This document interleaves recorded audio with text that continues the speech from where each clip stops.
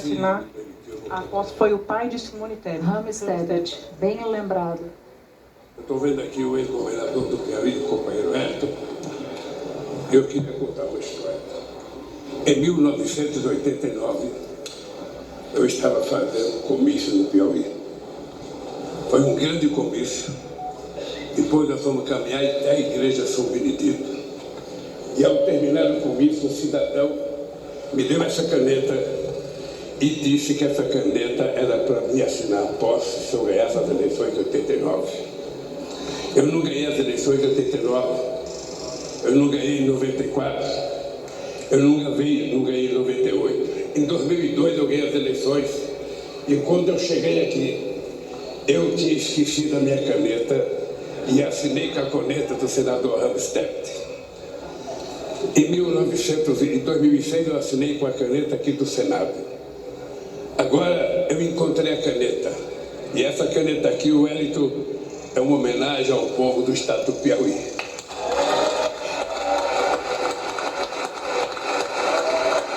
Lula assina o termo de posse com uma caneta presenteada a ele na década de 80, quando ele disputava as eleições naquele ano. A primeira eleição para presidente da República que Lula disputou.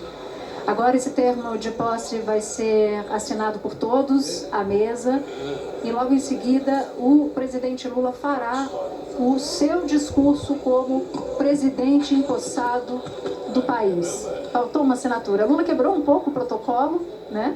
Falou dessa história de outrora, achou a caneta, lembrou da história que a Sadi tinha acabado de se recordar, que foi o pai de Simone Tebet. Quem diria que o mundo daria tantas voltas? Era presidente do Congresso e Simone agora ministra do Planejamento. Exatamente. Pois é, muito impressionante como é que a história do Brasil, ela é sempre emocionante. É como se a gente estivesse vendo sempre é sempre uma grande história. Isso que ele faz aí tem muito simbolismo, porque foi entregue por um popular em 89. Várias derrotas seguidas e depois a caneta se extravia, agora ele recupera e é do povo do Piauí, um dos estados mais pobres do Brasil, um dos menores de IDH, e onde ele lançou o Bolsa Família. Então, tudo tem muita carga simbólica. O lindo da democracia é isso, mesmo quando se repete um rito, ele tem sempre essa carga da emoção, quando há um rito feito no governo democrático. E o Lula mostra mais uma vez que tem um sentido político aguçadíssimo, né? Porque ao quebrar o protocolo e contar essa história, ele acrescentou à sua posse um simbolismo que ela já tem em si, né? Nós parece que estamos entrando numa nova época da política, né? Uma época em que cada gesto, cada demonstração, ela envolve uma preocupação política com o país, né?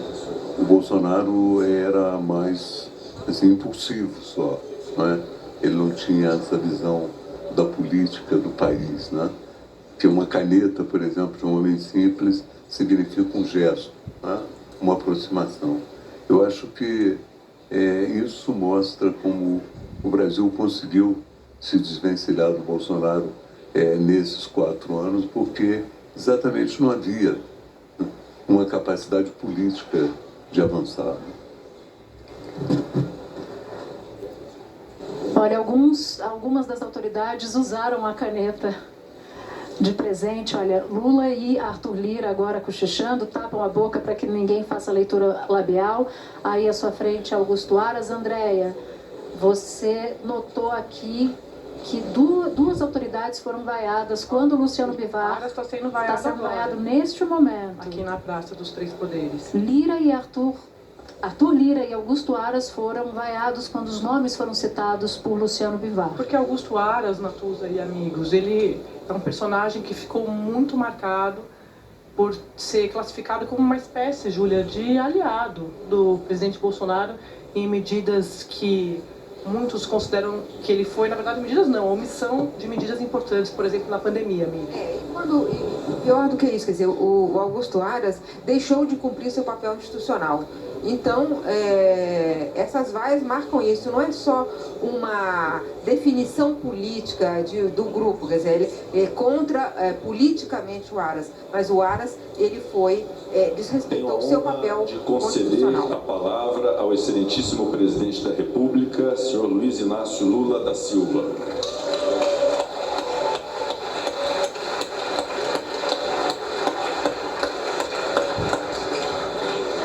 Excelentíssimo senhor presidente do Congresso Nacional, senador Rodrigo Pacheco, excelentíssimo senhor presidente da Câmara dos Deputados, deputado Arthur Lira, excelentíssima senhora presidenta do Supremo Tribunal Federal, ministra Rosa Weber, meu querido companheiro vice-presidente da República, Geraldo Alckmin, senhoras e senhores chefes de estados e de governo que nos prestigiam, senhor primeiro secretário da mesa da Câmara dos Deputados, deputado Luciano Bivar, senhor procurador-geral da República, Augusto Aras,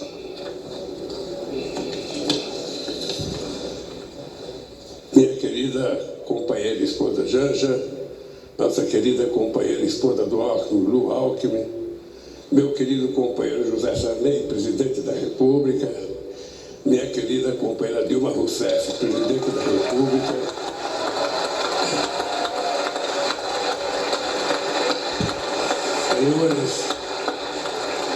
senhores parlamentares, senhoras e senhores chefes de delegação estrangeira, meus amigos e minhas amigas. Pela terceira vez, compareço a este Congresso Nacional para agradecer ao povo brasileiro o voto de confiança que recebemos. Renovo o juramento de fidelidade à Constituição da República, junto com o vice-presidente Geraldo Alckmin e os ministros que conosco vão trabalhar. Se estamos aqui hoje, é graças à consciência política da sociedade brasileira e à frente democrática que formamos ao longo desta histórica campanha eleitoral. Foi a democracia a grande vitoriosa nesta eleição, superando a maior mobilização de recursos públicos e privados que já se viu, as mais violentas ameaças à liberdade do povo, a mais abjeta campanha de mentiras e de ódio tramada para manipular e constranger o eleitorado brasileiro. Nunca os recursos do Estado foram tão desvirtuados em proveito de um projeto autoritário de poder. Nunca a máquina pública foi tão desencaminhada dos controles republicanos. Nunca os eleitores foram tão constrangidos pelo poder econômico e por mentiras disseminadas em escala industrial. Apesar de tudo, a decisão das urnas prevaleceu, graças a um sistema eleitoral internacionalmente reconhecido por sua eficácia na captação e apuração dos votos. Foi fundamental a atitude corajosa do Poder Judiciário, especialmente do Tribunal Superior Eleitoral,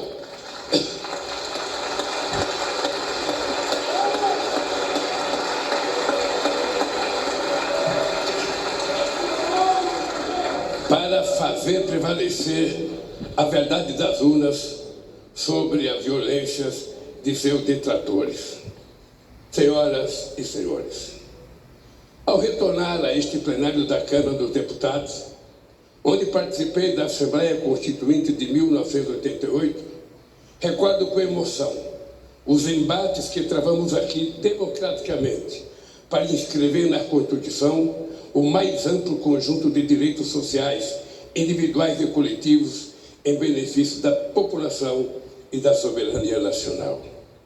20 anos atrás, quando fui eleito presidente pela primeira vez, ao lado do companheiro vice-presidente José Alencar, iniciei o discurso de posse com a palavra mudança.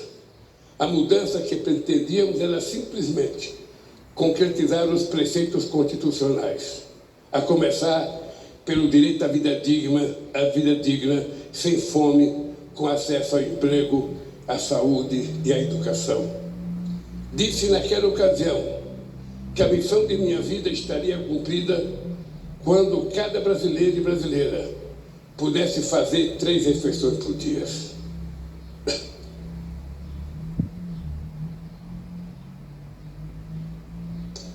Ter de repetir este compromisso no dia de hoje, diante do avanço da miséria e do regresso da fome que havíamos superado, é o mais grave sintoma da devastação que se impôs ao país nos anos recentes. Hoje, nossa mensagem ao Brasil é de esperança e reconstrução. O grande edifício de direitos, de soberania e de desenvolvimento que essa nação levantou a partir de 1988 vinha sendo sistematicamente demolido nos anos recentes. É para reerguer este edifício de direitos e valores nacionais que vamos dirigir todos os nossos esforços. Queridos amigos e amigas, em 2002, dizíamos que a esperança tinha vencido o medo, no sentido de superar os temores diante da inédita eleição de um representante da classe trabalhadora para presidir os destinos do país. Em 8 anos de governo, deixamos claro que os temores eram infundados. Do contrário, não estaríamos aqui novamente. Ficou demonstrado que um representante da classe trabalhadora podia, sim, dialogar com a sociedade para promover o crescimento econômico de forma sustentável em benefício de todos, especialmente dos mais necessitados. Ficou demonstrado que era possível, sim, governar este país com a mais ampla participação social, incluindo os trabalhadores e os mais pobres no orçamento e nas decisões do governo.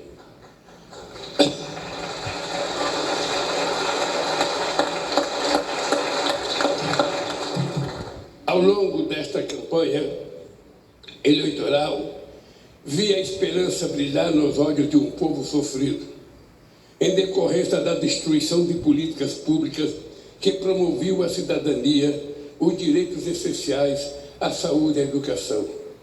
Vi o sonho de uma pátria generosa que ofereça oportunidade a seus filhos e filhas em que a solidariedade ativa seja mais forte que o individualismo cego. O diagnóstico que recebemos do governo de transição de governo é estarrecedor. Esvaziar os recursos da saúde, desmontar a educação, a cultura, a ciência e tecnologia, destruir a proteção do meio ambiente, não deixar o recurso para a merenda escolar, a vacinação, a segurança pública, a proteção às florestas e a assistência social, desorganizar a governança da economia, dos financiamentos públicos, do apoio às empresas, aos empreendedores e ao comércio externo, dilapidar as estatais e os bancos públicos, entregar o patrimônio nacional. Os recursos do país foram rapinados para saciar a estupidez dos rentistas de acionistas privados nas empresas públicas. É sobre estas terríveis ruínas que assumo o compromisso de, junto com o povo brasileiro, reconstruir o país e fazer novamente um Brasil de todos e para todos. Eu queria dizer aos deputados e senadores que o resultado da nossa transição, que foi coordenada pelo companheiro Alto, será enviada a cada deputado, a cada senador, a cada ministro da Suprema Corte, a cada ministro do Tribunal Superior Eleitoral, a cada ministro do Poder Judiciário, a cada universidade, a cada central sindical, para que as pessoas saibam como é que nós encontramos esse país e cada um faça a sua avaliação. Senhoras e senhores,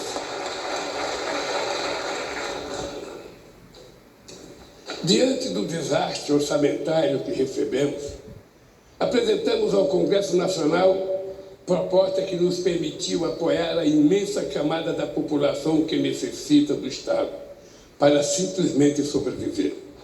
Quero agradecer à Câmara e ao Senado pela sensibilidade frente às urgências do povo brasileiro. Registro a atitude extremamente responsável do Supremo Tribunal Federal e do Tribunal de Contas da União frente às situações que distorciam a harmonia dos poderes. Fiz assim fiz, porque não seria justo nem correto pedir paciência para quem tem fome. Nenhuma nação se ergueu nem poderá se erguer sobre a miséria do seu povo.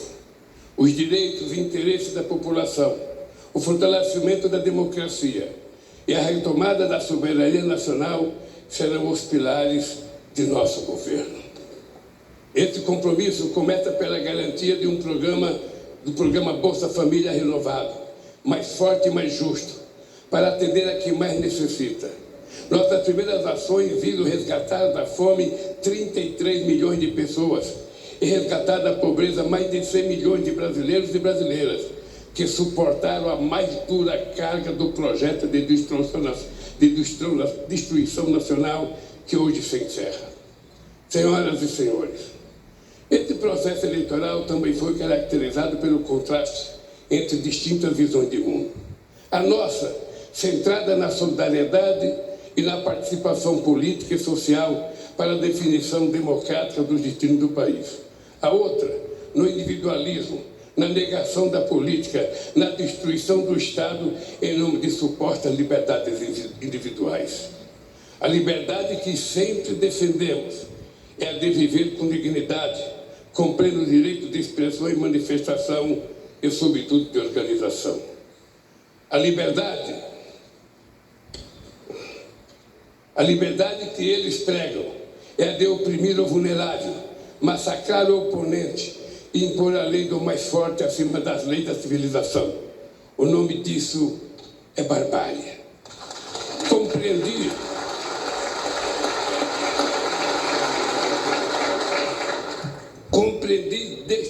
desde o início da jornada que deveria ser candidato por uma frente mais ampla do que o campo político em que me formei, mantendo um firme compromisso com minhas origens.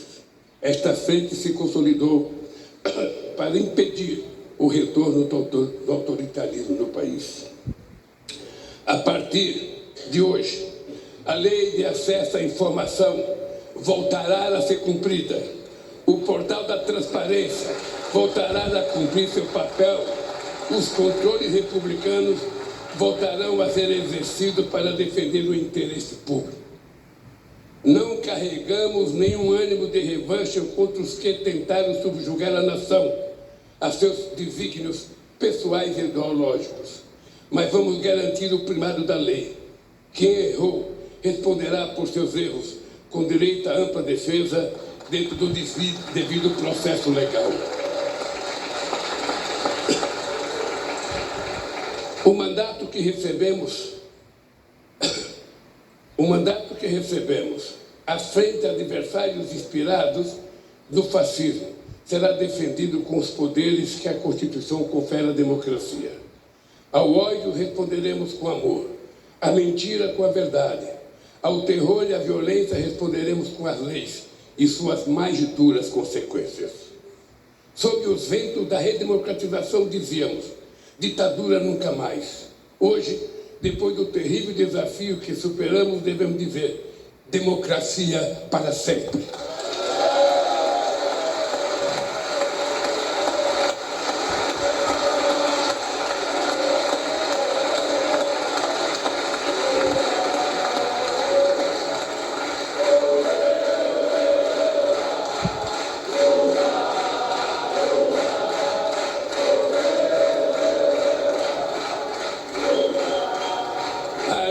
Para confirmar estas palavras, teremos de reconstruir em bases sólidas a democracia em nosso país. A democracia será defendida pelo povo na medida em que garantir a todos e a todas os direitos inscritos na Constituição. Senhoras e senhores, hoje mesmo estou assinando medidas para reorganizar as estruturas do Poder Executivo, de modo que volte a permitir o funcionamento do governo de maneira racional, republicana e democrática, para resgatar o papel das instituições do Estado, bancos públicos e empresas estatais no desenvolvimento do país, para planejar os investimentos públicos e privados na direção de um crescimento econômico sustentável ambientalmente e socialmente. Em diálogo com os 27 governadores, vamos definir prioridades para retomar obras irresponsavelmente paralisadas, que são mais de 14 mil no país. Vamos retomar o Minha Casa Minha Vida e estruturar um novo PAC para gerar empregos na velocidade que o Brasil quer e necessita. Buscaremos financiamento e cooperação nacional e internacional para o investimento, para dinamizar e expandir o mercado interno de consumo, desenvolver o comércio, exportações, serviços, agricultura e indústria. Os bancos públicos, especialmente o BNDES, e as empresas indutoras do crescimento e inovação, como a Petrobras, terão um papel fundamental nesse novo ciclo. Ao mesmo tempo, vamos impulsionar as pequenas e médias empresas, potencialmente as maiores geradoras de emprego e renda, o empreendedorismo, o cooperativismo e a economia criativa. A roda da economia vai voltar a girar e o consumo popular terá papel central nesse processo. Vamos retomar a política de valorização permanente do salário mínimo e estejam certos de que vamos acabar mais uma vez com a vergonhosa fila do INSS, outra injustiça restabelecida nesses tempos de destruição.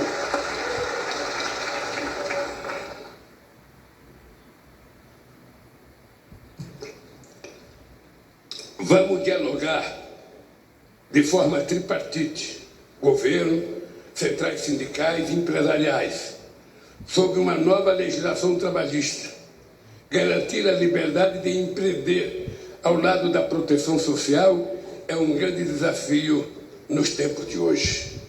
Senhoras e senhores, o Brasil é grande demais para renunciar a seu potencial produtivo. Não faz sentido importar combustíveis, fertilizantes, plataformas de petróleo, microprocessadores, aeronaves e satélites. Temos capacidade técnica, capitais e mercado em grau suficiente para retomar a industrialização e a oferta de serviços em nível competitivo. O Brasil pode e deve figurar na primeira linha da economia global.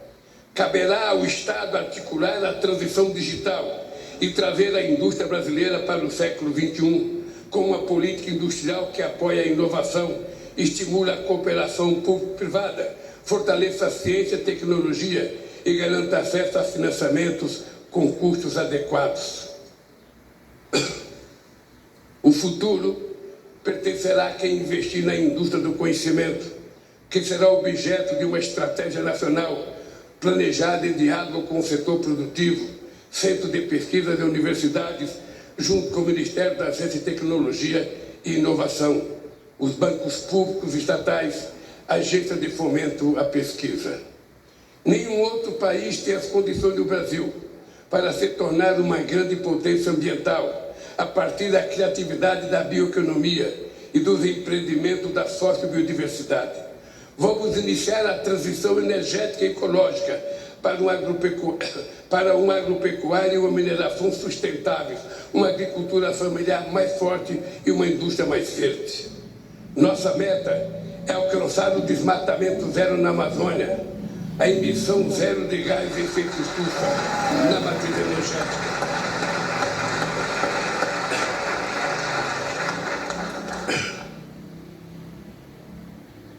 Além de estimular o reaproveitamento de pastagens degradadas, o Brasil não precisa desmatar para manter e ampliar sua estratégica fronteira agrícola. Não é preciso derrubar nenhuma árvore.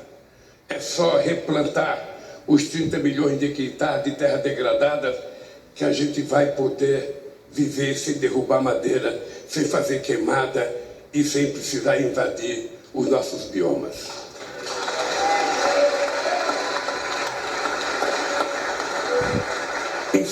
Incentivaremos, sim, a prosperidade na terra, liberdade e oportunidade de criar, plantar e colher continuará sendo nosso objetivo. O que não podemos admitir é que seja uma terra sem lei. Não vamos tolerar a violência contra os pequenos, o desmatamento e a degradação do ambiente que tanto mal já fizeram ao nosso país. Esta é uma das razões, não a única, da criação do Ministério dos Povos Indígenas. Ninguém conhece melhor nossas florestas, nem é mais eficaz de defendê-la do que o que estava aqui desde tempos imemoriais. Cada terra demarcada é uma nova área de proteção ambiental. A estes brasileiros e brasileiras devemos respeito e com eles temos uma dívida histórica.